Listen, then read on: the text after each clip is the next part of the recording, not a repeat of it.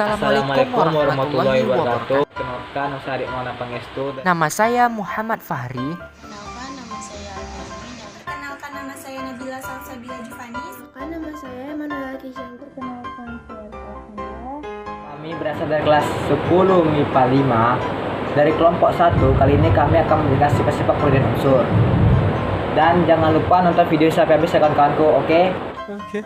Sifat-sifat keperodik unsur. Sifat-sifat keperodik unsur umumnya, sifat unsur perodik berubah secara teratur sesuai dengan perubahan nomor atomnya. Sifat perodik meliputi jari-jari atom, afinitas elektron, energi inisiasi, keelektronegatifan, sifat logam, sifat reduktor, dan sifat oksidator. Nice. Number 1. Jari-jari atom. Jari atom adalah jarak antara inti dengan elektron pada kulit paling luar. Dalam satu golongan, dengan bertambahnya nomor atom, jumlah kulit bertambah sehingga jarak inti terhadap elektron keluar makin jauh. Dapat dikatakan semakin ke bawah semakin besar. Dalam satu periode, dengan bertambahnya nomor atom dari kiri ke kanan, jari-jari atom semakin kecil. Number 2. Afinitas elektron. Afinitas elektron adalah besarnya energi yang diserap atau dilepas jika atom netral dalam bentuk gas menangkap satu elektron untuk membentuk ion negatif. Dalam satu golongan, semakin ke bawah jari-jari atom, semakin besar gaya tarik inti pada lintasan terjauh, semakin lemah sehingga tumbukan elektron luar semakin lemah, dan semakin sedikit energi yang dibebaskan. Oh my god. Jadi, afinitas elektron semakin kecil. 2 hours later. Singkatnya, semakin ke bawah semakin kecil. Dalam satu periode, jari-jari atom semakin kecil. Gaya tarik elektron terjauh dari inti makin kuat dan tumbukan elektron luar makin kuat sehingga semakin besar energi yang dibebaskan dan afinitas elektron makin besar. Nice. Number 3. Energi ionisasi juga disebut dengan potensial ionisasi. Energi ionisasi adalah energi yang diperlukan untuk melepas elektron terluar dari atom. Semakin kecil energi ionisasi, maka semakin mudah melepas elektron. Energi ionisasi merupakan ukuran mudah tidaknya suatu atom untuk menjadi ion positif. Semakin sukar melepas elektron, semakin sukar pula menjadi ion positif. Semakin dekat jarak inti ke atom, maka jari-jari atom semakin pendek sehingga energi elektron semakin besar. Berarti dalam satu golongan dari atas ke bawah ada energi ionisasi semakin kecil. Dalam satu periode dari kiri ke kanan maka intinya bertambah besar sehingga perlu energi yang banyak untuk melepas elektron. Maka harga ionisasi makin besar.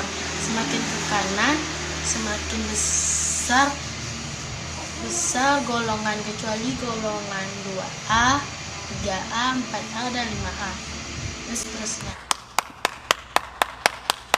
Number 4. Keelektronegatifan. Keelektronegatifan adalah sifat kimia yang menjelaskan tentang kemampuan suatu atom untuk menarik elektron menuju dirinya sendiri pada ikatan konvalen. Faktor yang mempengaruhi keelektronegatifan yaitu gaya tarik inti terhadap elektron dan jari-jari atom. Konsep nilai keelektronegatifan pertama kali dinyatakan oleh Linus Pauling, sehingga nilai keelektronegatifan dikenal dengan istilah skala Pauling.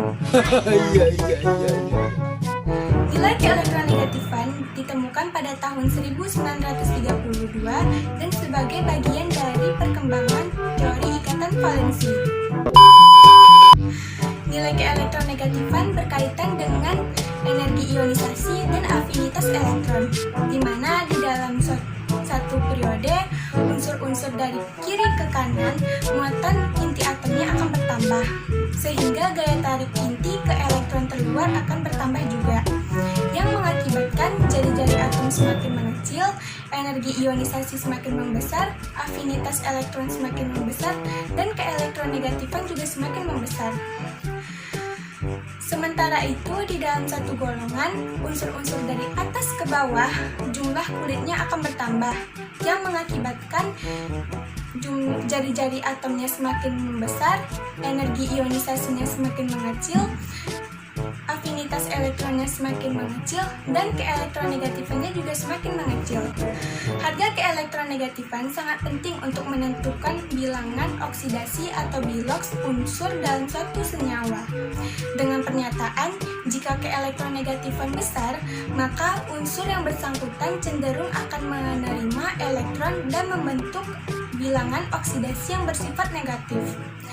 Dan jika keelektronegatifan kecil, maka unsur cenderung akan melepaskan elektron dan membentuk bilangan oksidasi yang bersifat positif. Oke. Jumlah atom yang diikat pun tergantung dengan nilai elektron valensinya. Nah, ternyata keelektronegatifan tidak bisa dihitung secara langsung, melainkan harus dikalkulasi dari sifat-sifat atom dan molekulnya. Beberapa metode kalkulasi pun telah ditemukan.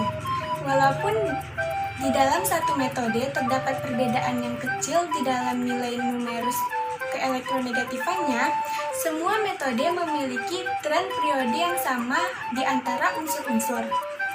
Keelektronegatifan juga merupakan sifat perioditas unsur selain afinitas elektron, jari-jari atom, dan energi ionisasi.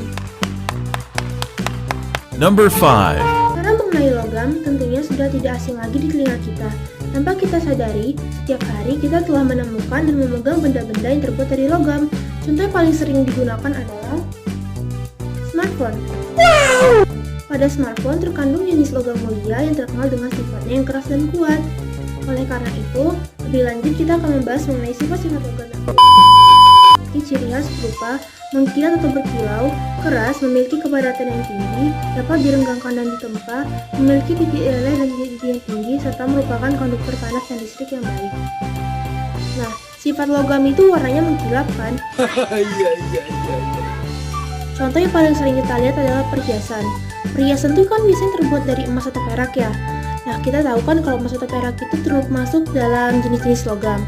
Tapi suatu perhiasan dapat kehilangan warna mengkilapnya apabila dia bereaksi dengan oksigen. Cara yang bisa kita lakukan agar logam terlihat kembali mengkilap adalah dengan cara menggosoknya. Dan keras. Nah, tadi kan kita udah kasih contohnya nih ya, jenis logam mulia yaitu smartphone. Tapi sebenarnya logam itu tuh mempunyai tingkat kekerasan yang berbeda-beda. Tergantung dia itu dicampur sama logam apa lagi. Tapi kita bisa meningkatkan kekerasan logamnya dengan mencampur dengan logam yang lebih kuat. Tapi pada umumnya ya, logam itu dapat direnggangkan dan ditempa. Nah, jadi logam itu tuh dapat dibentuk sesuai dengan keinginan kita, dapat direnggangkan ataupun ditempa. Oke. Kenapa? Karena pada logam itu terdapat elektron valensi yang membuat logam itu jadi lebih leluasa atau lebih gampang untuk berbentuk dalam kristal. Oleh karena itu kita tuh bisa membuat logam itu sesuai dengan bentuk yang kita inginkan, bisa ditempa atau bisa direnggang, memiliki titik leleh dan titik yang tinggi. Beberapa logam yang berwujud padat biasanya memiliki titik leleh yang tinggi. Hal ini karena atom-atom tersusun rapat membentuk struktur besar yang disebut dengan struktur raksasa. Nah, berbeda halnya dengan logam-logam yang berwujud lunak. Nah, biasanya mereka cenderung memiliki titik leleh yang lebih rendah dibanding logam-logam berwujud padat. Masih berhubungan dengan elektron valensi yang tadi kita bahas nih. Nih, tapi bedanya dia berhubungan dengan panas dan listrik. Nah, jadi logam merupakan suatu konduktor panas dan listrik yang baik. Karena elektron valensi yang tadi yang kita bahas itu, dia kan bisa bergerak bebas ya. Nah, jadi pada saat si logam ini dialirin listrik atau dialirin panas, elektron valensi itu bakal membawa panas dan listrik itu ke seluruh bagian logam secara merata. Jadi otomatis seluruh permukaannya itu udah teraliri listrik sampai terjadi panas. Oleh karena si elektron yang tadi, makanya logam itu disebut sebagai konduktor panas dan listrik yang baik. Nice. Number 6. Reduktor dan oksidator. Reduktor, suatu zat bereduksi atau disebut juga reduktor, adalah unsur atau senyawa yang kehilangan atau mendonasikan elektron kepada spesies kimia lainnya dalam suatu reaksi kimia redoks. Karena zat bereduksi kehilangan elektron, maka dikatakan ia mengalami oksidasi. Nice. Oksidator dalam kimia zat pengoksidasi, dan dalam bahasa Indonesia lebih dikenal sebagai oksidator. Memiliki dua makna, yaitu pengertian pertama, oksidator adalah spesies kimia yang menghilangkan elektron dari spesies lainnya. Ini adalah salah satu komponen dalam reaksi oksidasi, reduksi, atau redoks. Pengertian lainnya, oksidator adalah spesies kimia yang memindahkan atom elektronegatif, biasanya oksigen, ke dalam substrat, pembakaran ledakan pada umumnya, dan reaksi redoks organik, melibatkan reaksi perpindahan atom. Perbedaan oksidator dan reduktor. Oksidator atau zat pengoksidasi merupakan zat yang mengalami reduksi. Zat ini menyebabkan zat lain mengalami oksidasi. Contoh zat pengoksidasi termasuk halogen, natrium nitrat, dan asam nitrat. Reduktor atau zat bereduksi merupakan zat yang mengalami oksidasi. Zat ini menyebabkan zat lain mengalami reduksi. Contoh-contoh zat bereduksi termasuk alkail tanah, asam format, dan senyawa sulfit. Sekian video dari kami tentang materi sifat-sifat perbedaan unsur. Dan jangan lupa subscribe, like, comment, and share video ini ke teman-teman atau saudara-saudara kalian apabila video ini bermanfaat. Apabila kata-kata yang salah, mohon dimaafi. Wassalamualaikum warahmatullahi wabarakatuh.